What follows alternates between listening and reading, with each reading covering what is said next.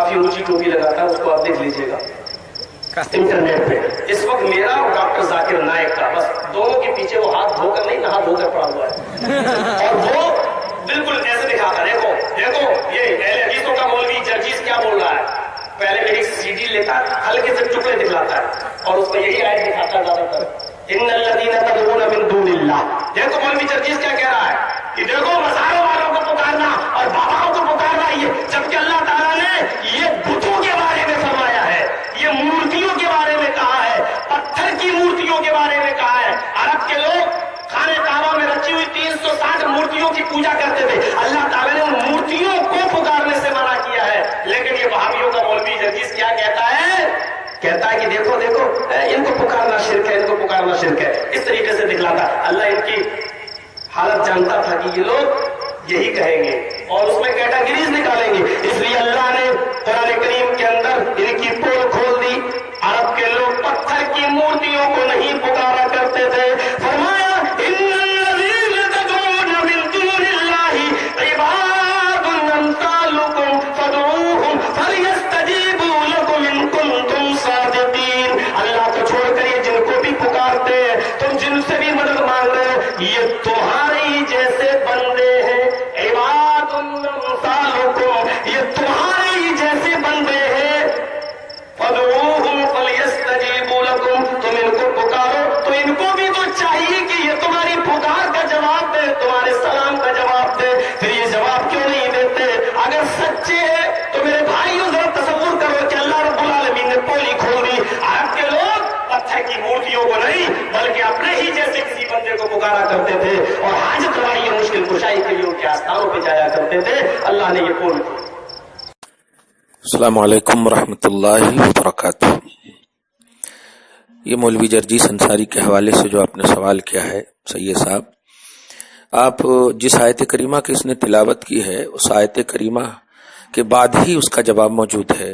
सूरह आराफ के आयत नंबर 194 की तिलावत की इसने और उसमें 195 में इसका जवाब मौजूद है। यानी इबादुन अम्सालुकुम से जो ये मुगालता देना चाह रहे हैं कि इबाद जो है सिर्फ इंसान दो हाथ पांव वाले होते हैं, ऐसा नहीं। यहाँ इबादुन से मुराद अब्दियत के हामिल यानी अब्द हैं, माबूद नहीं। चूंकि माबूद समझते थे, माबूद समझकर पूजते थे, इसलिए यहाँ पर उनको खुद अब्द की मंजिल में लाया गया है। और अब्द जो है ये सिर्फ हाथ दो पांव वाले नहीं, यानी इंसान नहीं, बल्कि अब्द, ममलूक और मखलूक जितनी भी है सब अब्द हैं अल्लाह के।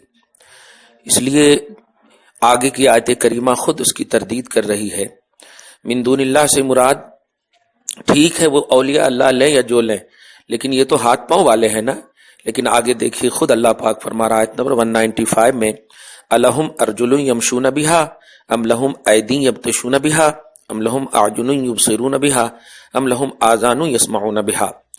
पहले में अर्जुलुन माने पांव, आइदिन माने हाथ, आजुन माने आंख, आजान माने कान। तर्जमा कर रहा है, तर्जमा ये है क्या उनके पांव है जिनसे चलें? उनके पांव वही इबादुन अम्सालुकुम, जिनको वो माबूद समझ रहे हैं, जिनको वो पुकार रहे हैं, जिनकी वो परस्तिश कर रहे हैं। क्या उनके पांव हैं जिनसे वो चलें, या उनके हाथ हैं जिनसे पकड़ें, या उनके कान हैं जिनसे देखें, या उनके आंख हैं जिनसे देखें, या उनके कान हैं जिनसे सुने?